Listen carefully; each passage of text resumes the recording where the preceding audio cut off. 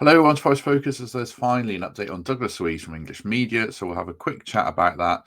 Then we'll have a scouting report on Angus Gunn with Connor Southwell from the Norwich Evening News, some insight on him, and then a little bit of a profile on Al-Qadsiah, the team we play on Saturday, so people can learn more about them because I knew nothing about them. So kind of a three-part show today, stitched together after speaking to a couple of guys and then some thoughts, as we say, on Douglas Luiz, or an update on Douglas Luiz.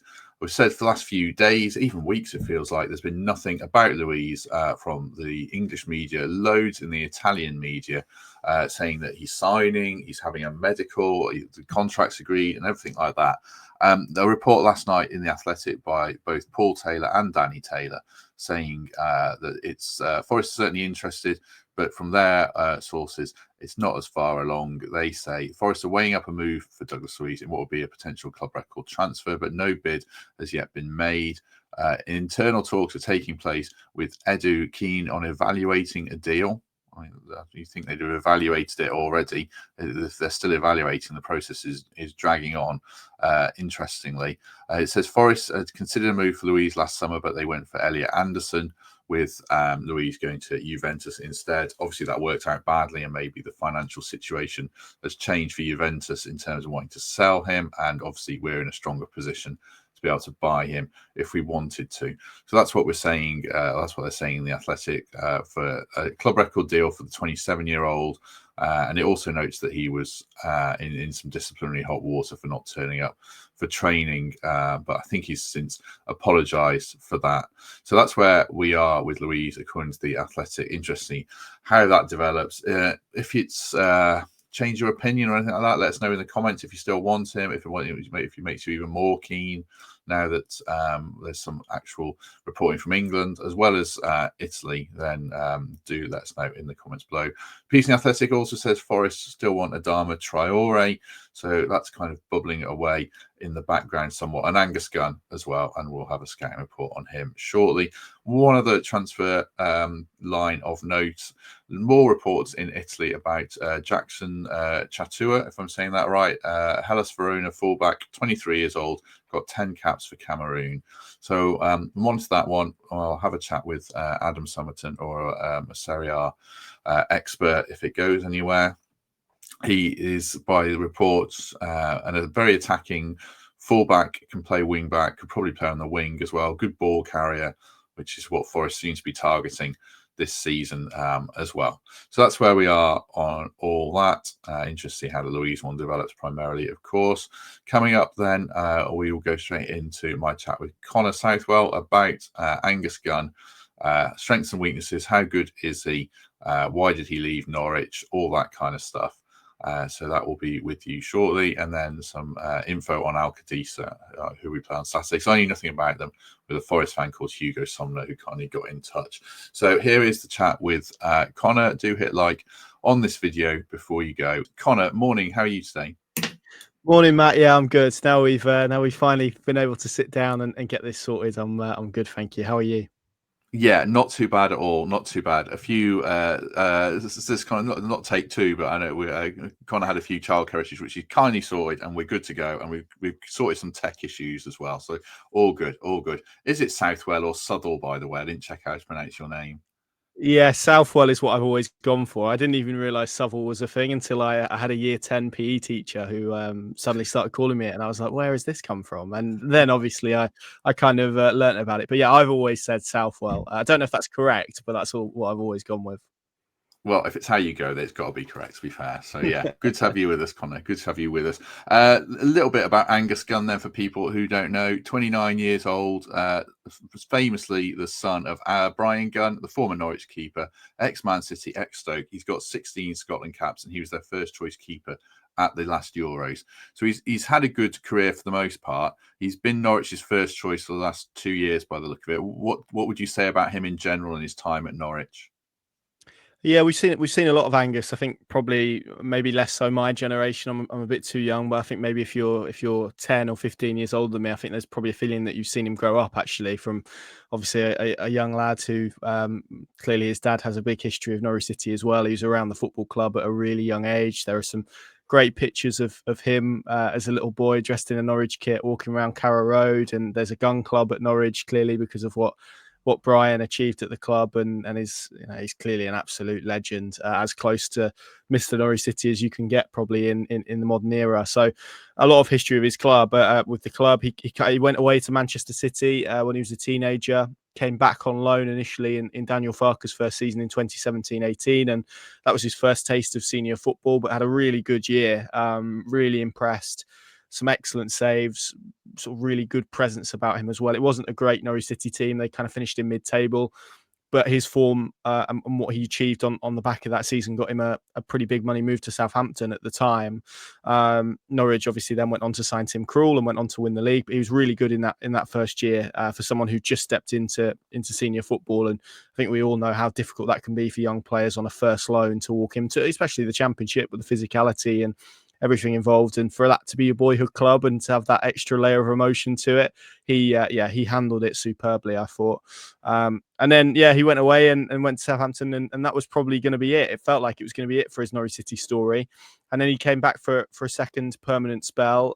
Started initially as the backup to Tim Krul in the Premier League, and it was about getting a number 2 that had the right sort of character, right personality, but a feeling that potentially he could succeed him. And actually, I think that process happened a lot quicker than anyone anticipated because of the quality of Angus's performances. I think by the time that they got relegated to the Championship, Krul was still there, Gunn was still there as well. And I think there was probably this real battle on, and I'm not sure Dean Smith, David Wagner at the time probably knew who was really the number 1, and that battle was ongoing, and eventually Gunn won that. And I think to beat a goalkeeper of Tim Krul's caliber, even at a stage of his career where maybe he's a little bit older, Tim Krul was still a superb goalkeeper and was a superb goalkeeper for Norwich City. I think it's a testament to what Angus achieved. And that probably brings us up to the last 2 years where he has been Norwich City's number 1. The first one under David Wagner, which finished in kind of Norwich City getting into the playoffs. And we won't necessarily talk about too much about what happened when they got there. But he was very good that season. He was, in my eyes, one of the best shot stoppers in the Championship. He was one of Norwich City's best players, full stop. It was his contribution often because they conceded a lot of goals that meant they won games and helped them on that run to the playoffs. And he was so good. And the last 12 months have probably been maybe his toughest season at Norwich. I would think there's been this contract situation in the background, which I spoke to him after his last game at the end of last season. I think he admitted that played on his mind a little bit, and that uncertainty. But Norwich's goalkeeping department generally, their defence generally really struggled last year, but it wasn't probably by his own admission his best campaign, I would say. We've seen all the sides of Angus Gunn. I think on his day, a very, very capable, talented goalkeeper, but he's coming to Nottingham Forest probably off the back of quite a testing 12-month period for him, I would say. So when he left Norwich, was that because he wanted to go to play in the Premier League, or just to have a different challenge, or a Norwich skint and looking to trim the wage bill? What was the reason behind it? Yeah, lots of things. I think there clearly probably was a financial element to it, and Angus was one of their bigger earners. I don't think that's unfair to say, and whatnot. But again, I think there probably would have been a willingness to compromise if from all sides really.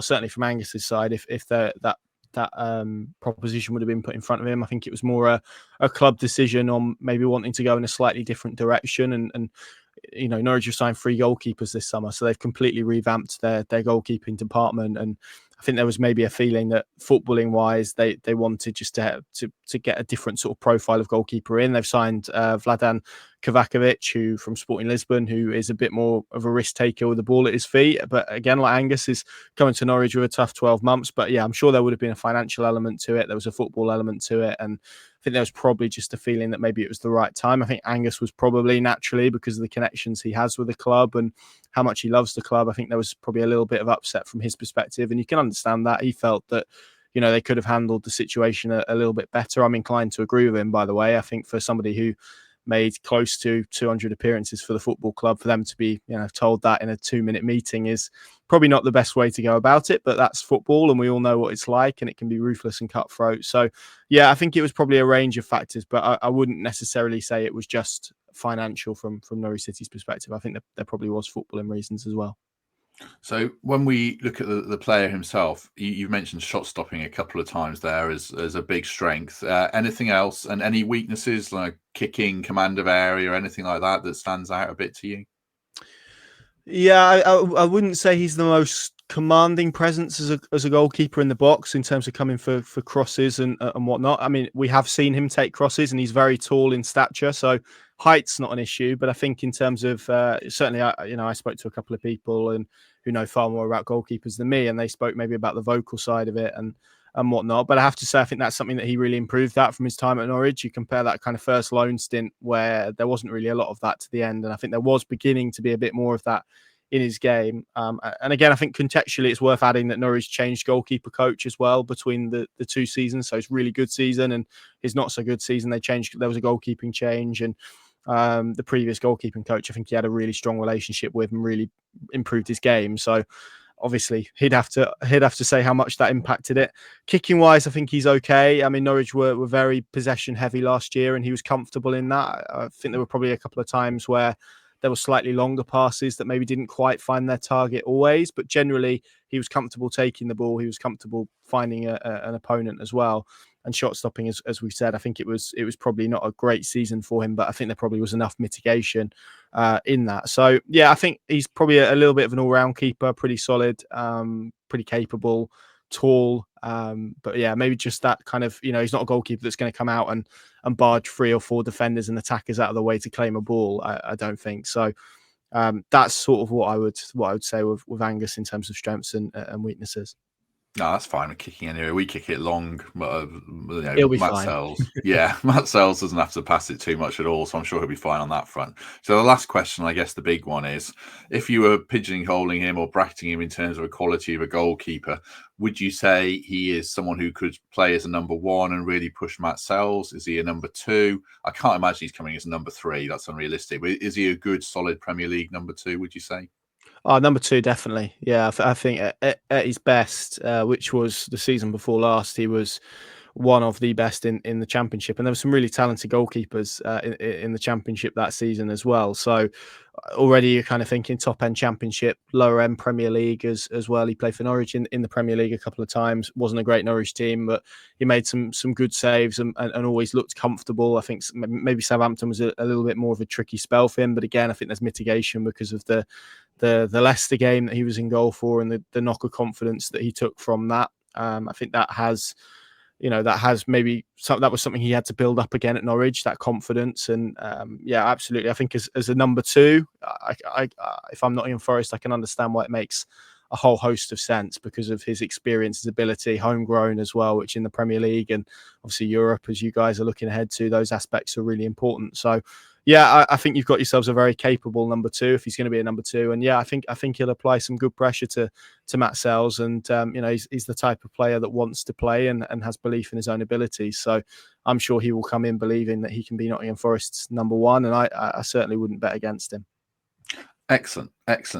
We shall leave it there. Just before we go, a quick word for Trent Navigation. If you're looking for something to do in October, this is too far for you to travel, Connor. But if you're a fan of the Smiths and New Order, 80s music in general, check out the link in the description. Tickets are 15 quid for fatsoma.com for covers of the Smiths and New Order. At the other side of this, we shall hear from Hugo Somner, who's a Forest fan who lives in Saudi Arabia, and he'll tell us more about Al-Qadsiah, who Forest play on Saturday in their final friendly, 7:45 p.m. kickoff. I didn't even realise that, so I'm going to do a very late post-match show. So do join us for that. But in the meantime, Connor, thank you very much. Really appreciate that. Thanks, Matt. Thanks very much, everyone. And like I say, on the other side, we'll hear from Hugo. Hugo, good to have you with us. How are you today? Very well indeed, Matt. Thank you for having me. No, looking forward to chatting to you. We'll chat about, is it Al-Qadsiah? Am I saying that right? Close enough, yeah. Al-Qadsiah. That's, yeah. I mean, to be fair, you're in the right ballpark, so that's fine. I've heard it called a lot worse. Well, if people have heard my pronunciation of, I can't even remember it, Drogheda, or something on a previous podcast, that was a tough one. So I'm with you on that. I can't do that either. No. Well, just before we talk about them a little bit, because you'll tell us about them. It's unusual to find a Forest fan who knows anything about Saudi clubs. Tell us a little bit about yourself. You're a Nottingham boy and you're a Forest fan, obviously, aren't you? Well, yeah, I mean, I'm an East Midlander born. I'm not quite a Nottingham lad. I'm from Rutland. So where I'm from, you either support Leicester or Forest. So I got lucky and got Forest, fortunately. So sort of born and bred East Midlands, and then sort of been living a bit all over the place in my adult life, including Saudi Arabia. So yeah, I've been lifelong Forest fan. I think my first Forest memory was the Chris Bart-Williams goal to get us promoted against Reading. And then I think I got my first season ticket when we're in League One. It was so sort of done the hard yards. I'm sort of part of that generation where supporting Forest has been nothing but an ordeal, apart from the last 3 years or 4 years. So yeah, it's been a journey. What's your connection with Saudi Arabian football, Al-Qadsiah? How did that come about? So yeah, at the moment my job is based in Saudi Arabia in the Eastern Province, which is where Al-Qadsiah are from. So in Saudi, there's sort of three main population centers: Riyadh in the middle, which most people know; Jeddah in the west, which most people know. Then you've got the east as well, which you've got the sort of tri-city area. They call it Dammam, Al-Khobar, and Dhahran. So my job's based out in that eastern province in the energy industry, because that's where the world's largest oil field is, and it's where what the company that became Aramco, which is the state-owned oil company, struck oil back in the 30s. So there's a big energy industry out there, big sort of international community as well, all sort of orbiting that kind of world. So that's where I'm been living for the last couple of years. And obviously, as a football fan, I try and get out to some of the games. I'm a big proponent of support your local team. And for me, that's there's two clubs there: Al-Qadsiah, who we're going to chat about, then Al-Ettifaq as well, of Steven Gerrard and Jordan Henderson fame. So they're the two clubs based in the east, and that's sort of my connection. It's work which has taken me out to that part of the world. I guess when you think of the Saudi clubs, and I don't know much about any of them really, there's names that pop up, come around, the big high-profile foreign players. I know Al-Qadsiah had Aubameyang until recently. What names have they got that we might be familiar with? What can you tell us about the club? Yeah, well, I can, I guess, to take a step back. So they were part of in 2023, when there was that big investment into Saudi football from the government. So PIF, the Public Investment Fund, they bought the two Riyadh clubs, the two big Riyadh clubs, Al Nassr and Al Hilal, who you'll probably be familiar with. They also bought the two big Jeddah teams, Al Ali and Al Ittihad. But there's also a few other acquisitions at the time, and Aramco, like I said, the state oil company, bought Al-Qadsiah, who are their local club based in the city of Al-Khobar. But they were at the time just a second division outfit, not really doing a lot, to be honest, and they hadn't done a lot for a long time. They sort of had a successful period in the sort of early 90s, but most football fans inside Saudi Arabia probably wouldn't have heard of them, let alone outside. So they were part of that sort of big acquisition 2-3 years ago now. And they originally installed Robbie Fowler as manager. He anyone who sort of followed his managerial career knows he's had a few very obscure outposts in Asia. So they appointed Robbie Fowler, and I think the first 10 games or something, he did terrific. He was winning all of them, and they were top of the Saudi second division. And then, for reasons unknown, he left the club. Unfortunately, there's no public reason why. And they appointed a Spanish coach called Michel, who I'll talk about in a sec, because there is a small Forest connection there. Yes, there is. Yeah, but and he then took over, finished the job, as it were, got them promoted into the Saudi top division, and so like the season just gone has been their first season in the top division for some years.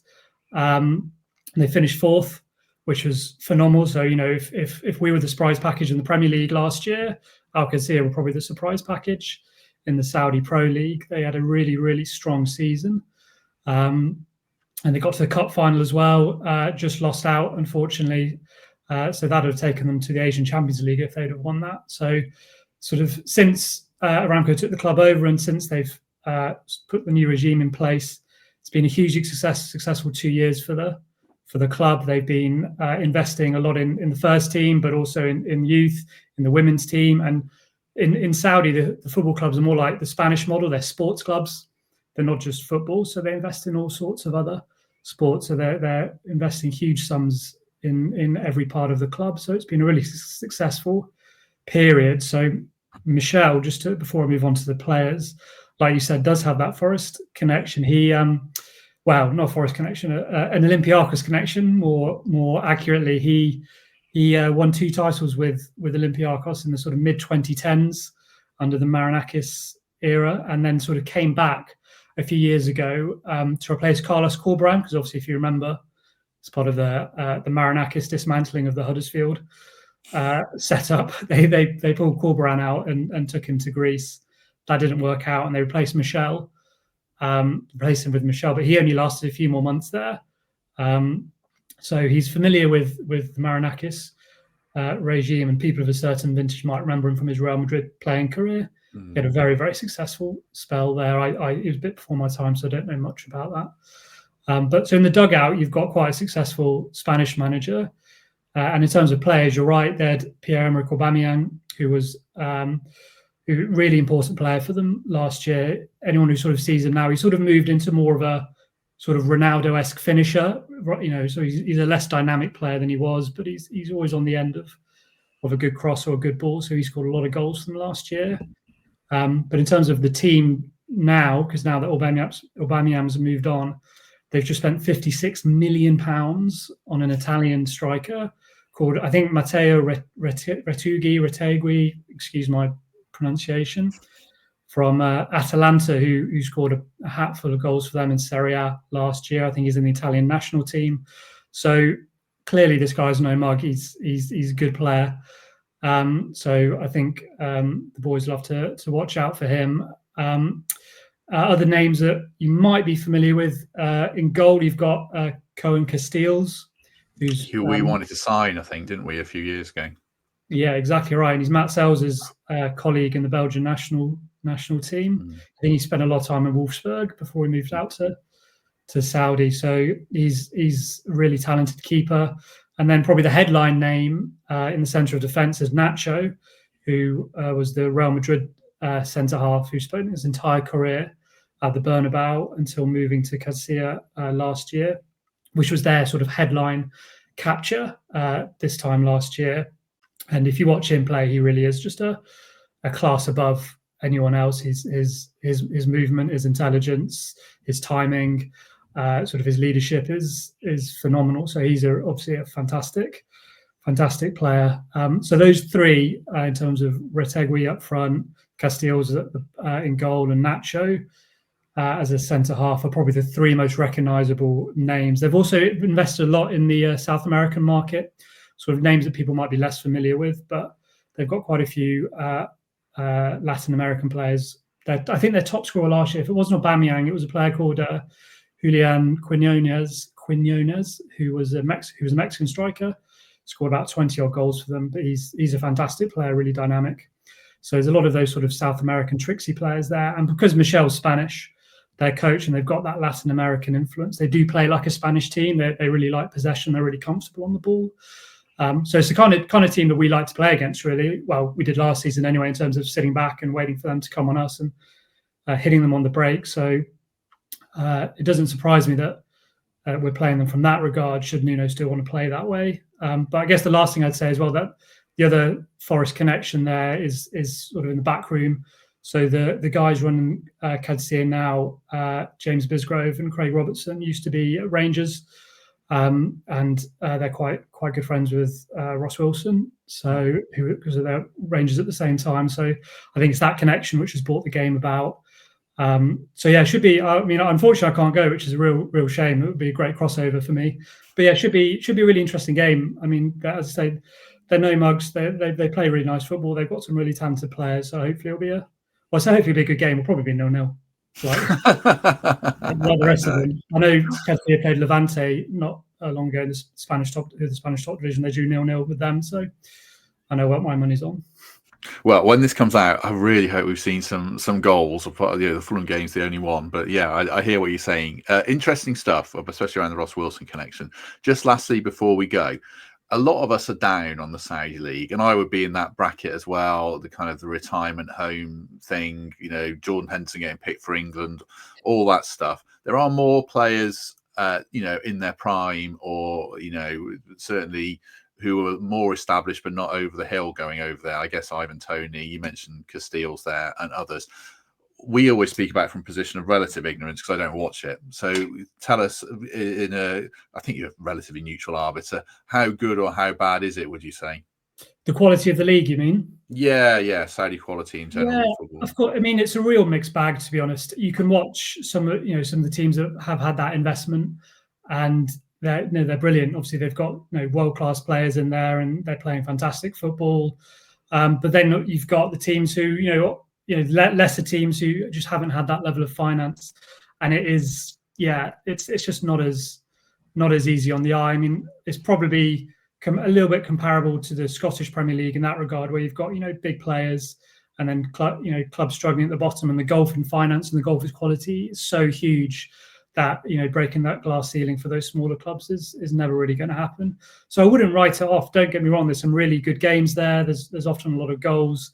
There's some really fantastic players to watch. But in terms of the proliferation of that quality throughout the league, that's still some way off.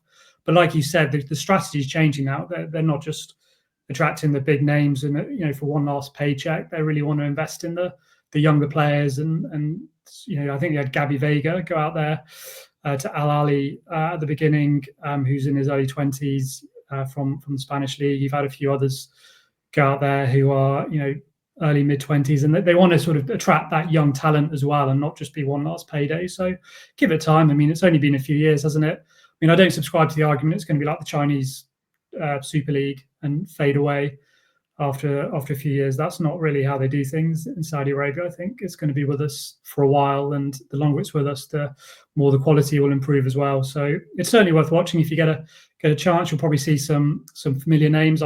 Last game I was at, the team I was watching Al Riyadh, one of the smaller Riyadh teams, and Sabri Lamouchi was on the bench managing them. So you'll see the odd familiar face out there as well. They have promotion and relegation then? I didn't even know if they had that. Okay. Yeah, absolutely. So Al-Qadsiah, who obviously were in the second division up until last season, they got promoted. I think it's 3 up, 3 down, something like that. Okay, interesting. Right, lovely stuff. Thanks to Hugo for that. Really appreciate his time. Like I say, I didn't know anything about them. I suspect if you're listening to this, you probably didn't either. So hopefully this has informed you. I'm sure it has. But thank you very much to Hugo. I really appreciate that. My pleasure. Cheers, Matt. We shall be back tomorrow, probably with a Q&A. I'll put a peel out for questions if you haven't seen them already. So we'll record that and get that out for you on Thursday is the plan. In the meantime, if you haven't already, do us a favor, hit like on this video. Do consider subscribing. It's a massive help, makes a big difference. If you're on YouTube or Spotify or Apple, we'd really appreciate that. Do consider membership. That makes an even bigger difference. And there's some good perks around that. You get early access to things. Certainly it's the main one, and you can go ad-free if you're on Patreon, apart from my wonderful ad reads, I should say. And you can get your podcast merch as well, forest-focus.co.uk. If you're still with me this deep into the podcast, do have a look at that. But in the meantime, like I say, we're back tomorrow. And if we don't see you then, we shall see you soon.